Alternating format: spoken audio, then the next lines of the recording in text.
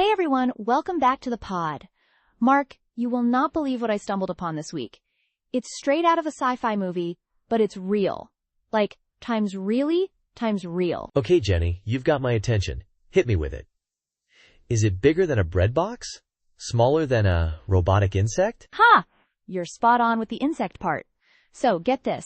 MIT researchers have created these tiny, bug-sized robots that can actually help pollinate crops. Wait, what? Like mechanical bees? Jenny, that's amazing. I was just reading about the decline in bee populations.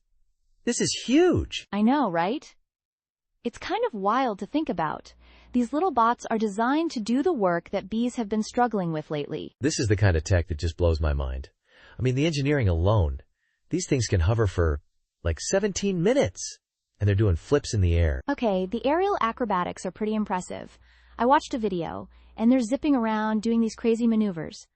But 17 minutes? That actually seems pretty short to me. How much can they actually pollinate in 17 minutes? That's a great point, but it is a huge improvement on earlier versions. And think of it this way.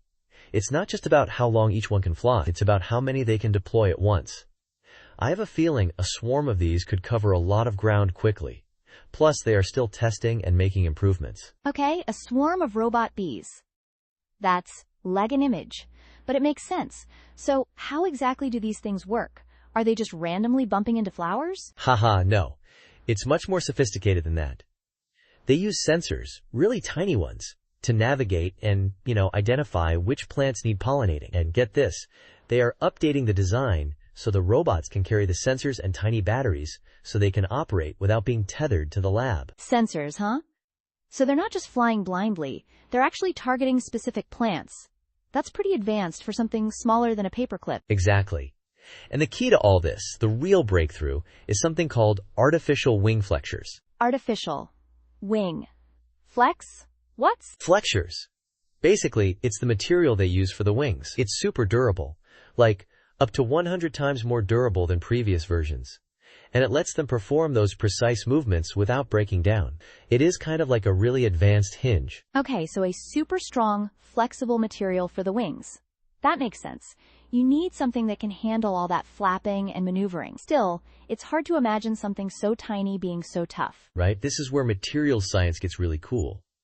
They're essentially mimicking the way real insect wings work, but with synthetic materials. Oh man, this is the cool part.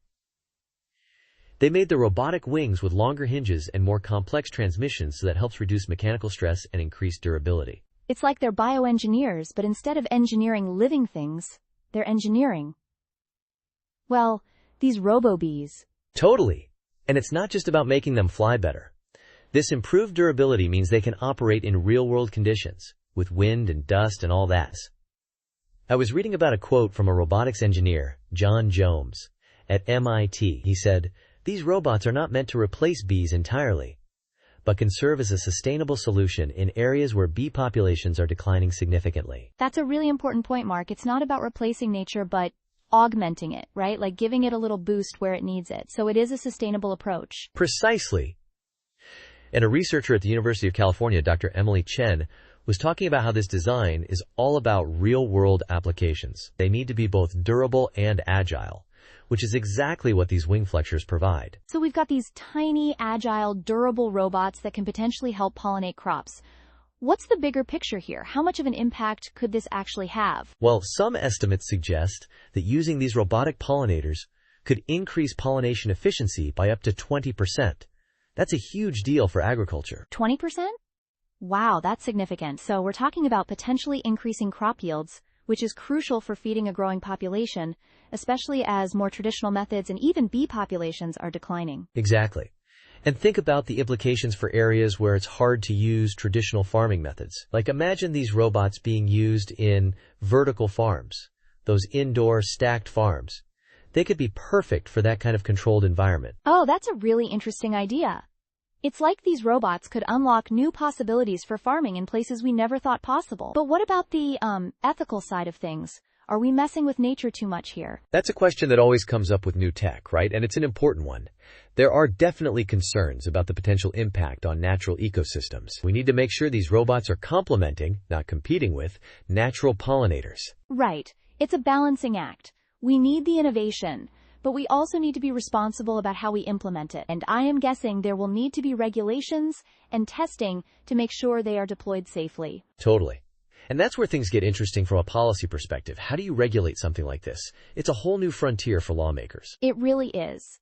It is like we are watching science fiction become reality, but with all the real-world complexities that come with it. It will be interesting to see how it all unfolds. For sure. And, this is just the beginning. I bet we'll see even more advanced versions of these robotic pollinators in the future, maybe even with AI that lets them learn and adapt to different environments. Okay, now you're just getting me excited. Robot bees with AI? The future is going to be wild. And on that note, I think it is time to wrap things up. This has been such a fascinating discussion, Mark. Totally, Jenny. It is amazing what is coming in the world of technology. And to our listeners, thanks for joining us on this little exploration of robotic pollinators. Until next time, keep your wings flexible and your sensors sharp. Haha, love it. And to everyone listening, keep exploring, keep questioning, and we'll see you in the next episode.